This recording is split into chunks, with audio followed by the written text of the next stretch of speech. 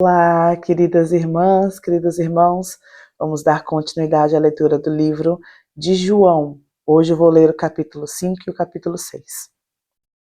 A cura junto ao tanque de Betesda. Algum tempo depois, Jesus subiu a Jerusalém para uma festa dos judeus. Há em Jerusalém, perto da Porta das Ovelhas, um tanque em aramaico. É chamado Betesda, tendo 5 entradas em volta. Ali costumava ficar grande número de pessoas doentes e inválidas, cegos, mancos e paralíticos. Eles esperavam um movimento na água. De vez em quando descia um anjo do Senhor e agitava as águas. O primeiro que entrasse no tanque, depois de agitadas as águas, era curado de qualquer doença que tivesse. Um dos que estavam ali era paralítico, fazia 38 anos. Quando o viu deitado e soube que ele vivia naquele estado durante tanto tempo, Jesus lhe perguntou: Você quer ser curado? Disse o paralítico: Senhor, não tenho ninguém para que me ajude a entrar no tanque quando a água é agitada. Enquanto estou tentando entrar, outro chega antes de mim. Então Jesus lhe disse: Levante-se, pegue sua maca e ande.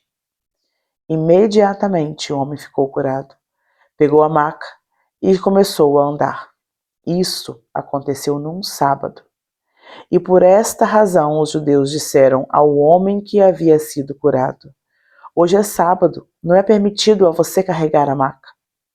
Mas ele respondeu: O homem que me curou me disse: Pegue a sua maca e ande.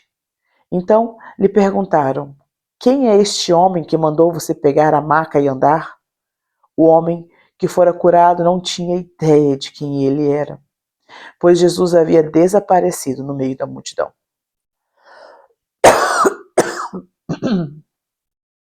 Mais tarde, Jesus o encontrou no templo e lhe disse: Olhe, você está curado. Não volte a pecar, para que algo pior não aconteça a você. O homem foi contar aos judeus que fora Jesus quem o tinha curado. Então os judeus passaram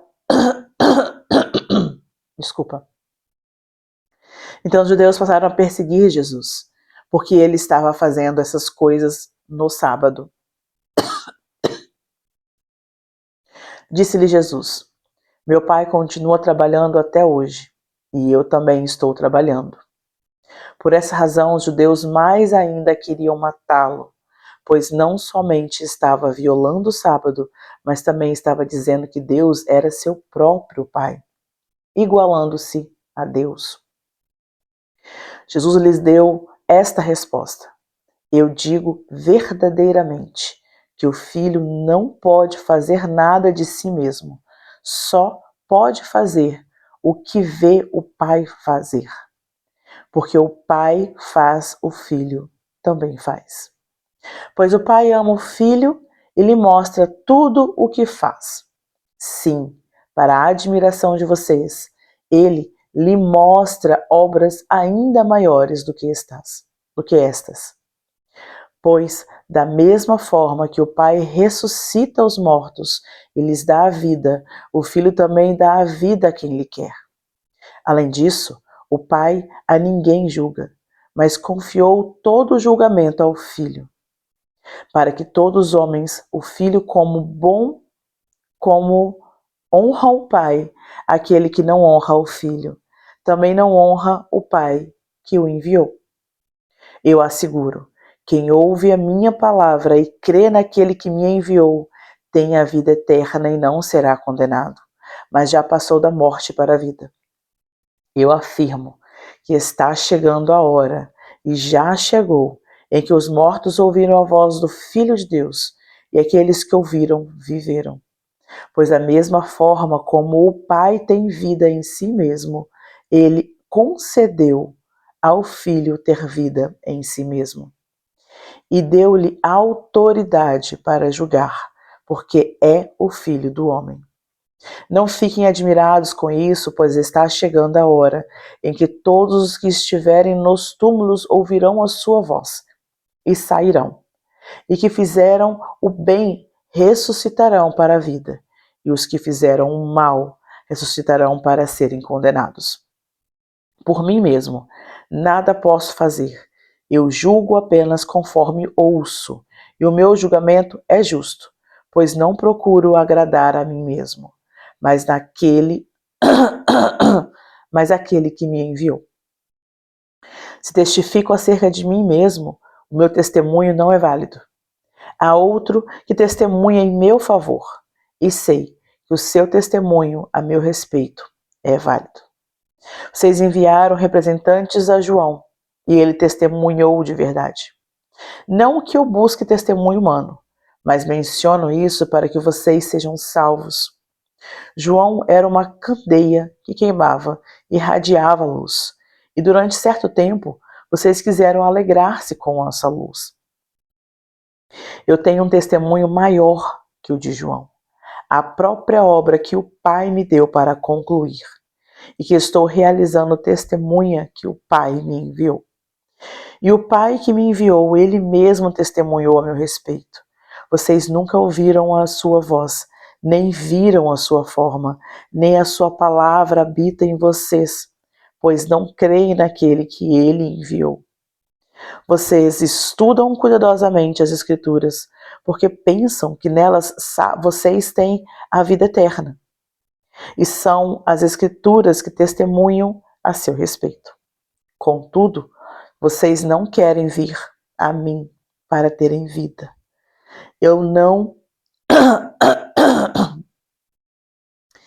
aceito glória dos homens, mas conheço vocês. Sei que vocês não têm amor de Deus. Eu vim em nome do meu Pai, e vocês não me aceitaram. Mas se outro vier em seu próprio nome, vocês o aceitarão.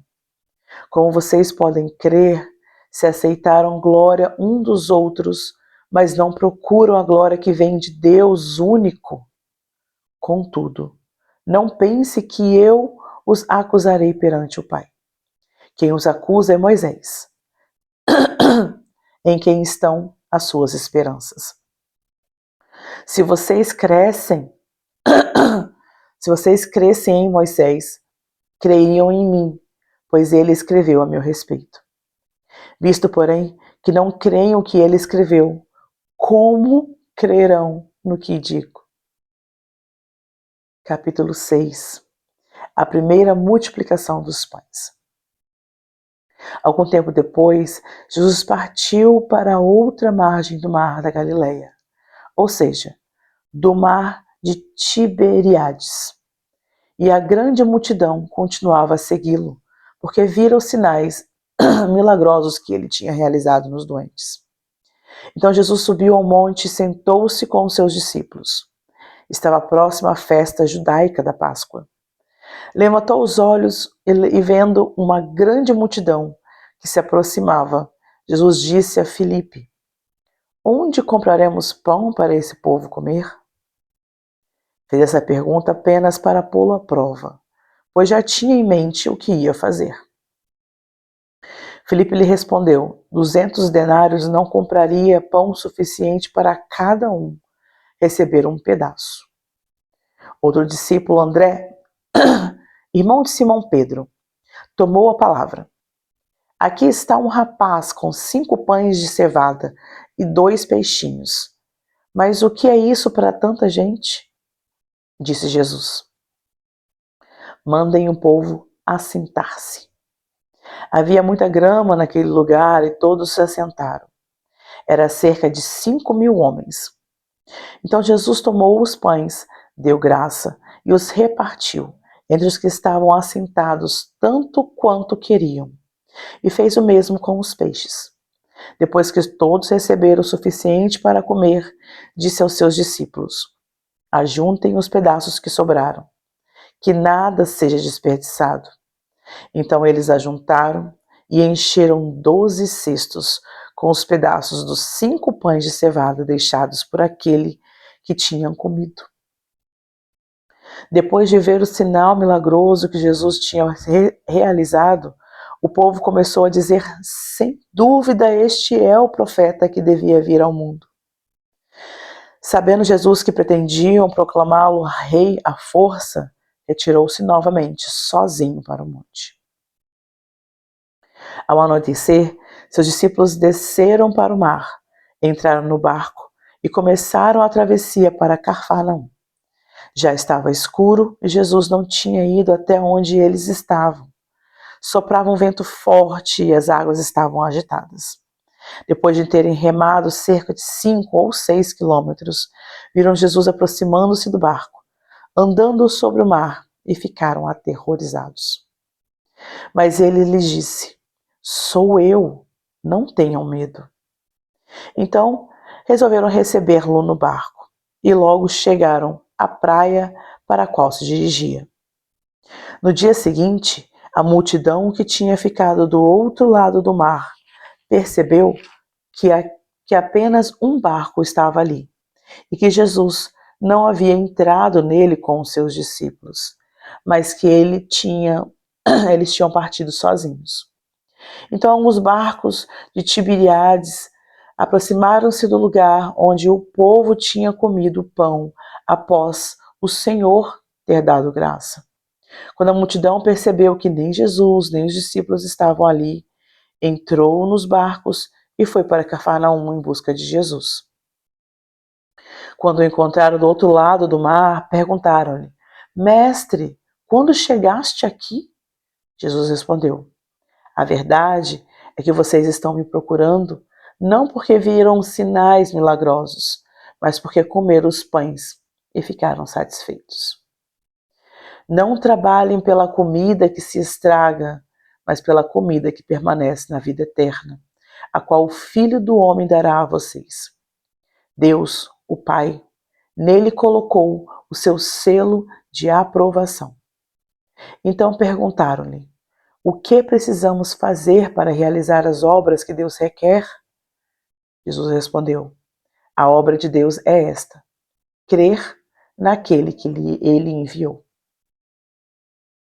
Então perguntaram-lhe: que sinal milagroso mostrarás para que vejamos e creiamos em ti? Que farás? Os nossos antepassados comeram maná no deserto, como está escrito: ele lhes deu a comer pão dos céus. Declarou-lhe Jesus: digo a verdade, não foi Moisés quem deu a vocês pão do céu, mas é o meu Pai quem dá a vocês o verdadeiro pão do céu. Pois o pão de Deus é aquele que desceu do céu e dá vida ao mundo. Disseram eles: Senhor, dá-nos sempre desse pão. Então Jesus declarou: eu sou o pão da vida. Aquele que vem a mim nunca terá fome. Aquele que crê em mim nunca terá sede. Mas como eu disse, vocês me viram, mas ainda não creram. Todo aquele que o Pai me der virá a mim. E quem vier a mim, eu jamais rejeitarei. Pois desci dos céus não para fazer a minha vontade, mas para fazer a vontade daquele que me enviou. E esta é a vontade daquele que me enviou, que eu não perca nenhum dos que ele me deu, mas os ressuscite no último dia.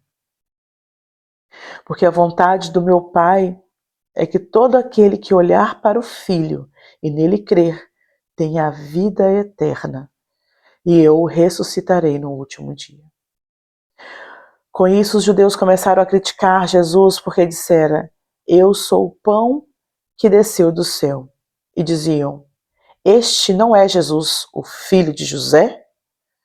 Não conhecemos o seu pai e a sua mãe? Como ele pode dizer isso? Desci do céu? Respondeu Jesus: parem de me criticar. Ninguém pode vir a mim se o Pai que me enviou não o atrair. E eu o ressuscitarei no último dia. Está escrito nos profetas: todos serão ensinados por Deus. Todos os que ouvem o Pai e dele aprendem, vêm a mim. Ninguém viu o Pai a não ser aquele que vem de Deus. Somente ele viu o Pai. Asseguro a vocês que aquele que crê tem a vida eterna. Eu sou o pão da vida. Os seus antepassados comeram maná do deserto, mas morreram. Todavia, aqui está o pão que desce do céu, para que não morra quem dele comer. Eu sou o pão vivo que desceu do céu. Se alguém comer deste pão, viverá para sempre. Este pão é a minha carne que eu darei pela vida do mundo. Então os judeus começaram a discutir exaltadamente entre si. Como pode esse homem nos oferecer a sua carne para comermos? Jesus lhes disse: Eu digo a verdade. Se vocês não comeram a carne do Filho do Homem e não beberem o seu sangue, não terão vida em si mesmos.